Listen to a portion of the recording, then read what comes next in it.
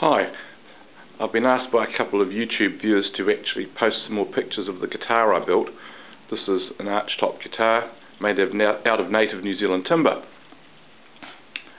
I used to have Gibson jazz guitars which I played, but now I've been very keen on building my own because the actual cost of the jazz guitars got to the stage where they were worth so much I was too scared to take them out and play anywhere. Now this guitar itself is actually made out of a kahikatea top. I'll just flip the guitar over. It's got Rimu sides, which is another New Zealand wood, and interestingly I've put a kauri back on it. Sorry about my bad filming. The actual machine heads are original Grover Imperials like you would have found on a D'Acquisto. They're not the imitation ones you get from Stuart McDonald. It's all solid timber, all hand carved.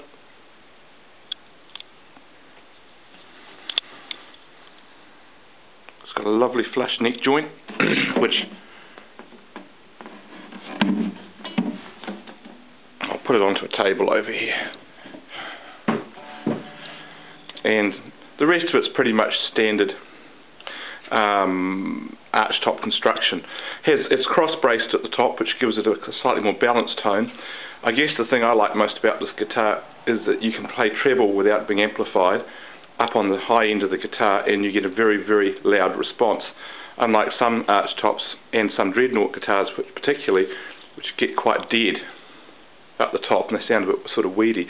I have a pickup on it, and you can see here unfortunately the lead's just sitting there at the moment. I never sort of put it underneath where I should have, but it's just an under-seat transducer which sits under the actual floating pickup and is compressed against the top of the guitar. It's not glued down or screwed down in any way. And the tailpiece is actually made out of a piece of, I think, which is a light mahogany, which I found in a packing case. And it actually works beautifully because it's very light. The holes rather than being F-holes, of course, slash holes I call them, because I gave this guitar and I actually built it for my son, and he really was into martial arts as well as being quite a good guitar player, so all the cuts and the shaping I did was like it had been slashed with a samurai sword, which is a bit different, and the object being of course to make it unique, to give him something that no one else had. The actual tailpiece is tied down like Benedetto says with a loop of from a cello. You can see it here, and underneath the actual loop you've got the pickup jack point.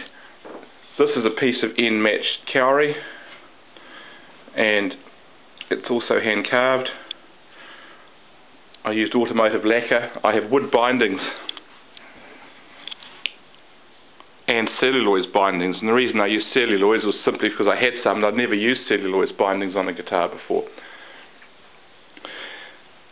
When I discovered I could build guitars that actually sounded as good as acoustically, if not better, than the ones I'd bought, my old vintage Gibsons, I actually sold them my vintage Gibsons. So now I have a collection of guitars I built myself, which is a wonderful way to be, because it's a wonderful feeling to actually take your own guitar to a gig. Sorry, these are probably a bit out of focus in places.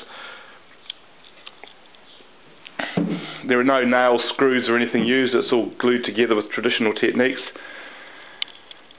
Standard Fender length fingerboard, gives you a reasonably good range, and that allied with the fact the guitar actually sounds very good in the top register means that it's a very useful guitar.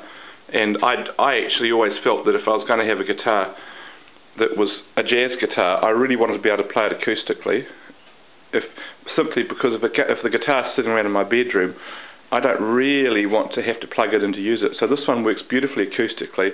It's a bit louder than most archtops because I've made the back plate a lot lighter to get more full response, but it still has a reasonably solid top, carved pretty much to the standard specifications that Benedetto or any of the other archtop makers would use. So it has that beautiful woody treble sound, but it also has a bit of a deeper sound because the back's lighter.